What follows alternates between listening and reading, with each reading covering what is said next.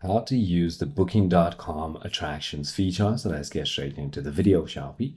So when you open your booking.com application, you need to look at this attractions feature on the bottom. All you need to do is simply go ahead and tap on it.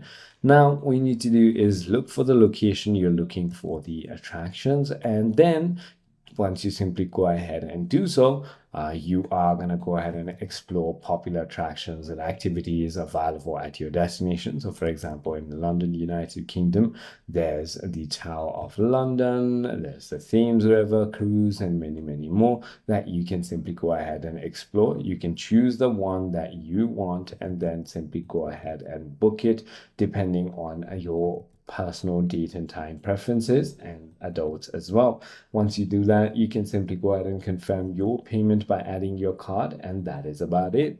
I hope this video clarifies everything for you. If you have further more queries, feel free to comment down below, and I'll see you on the next one.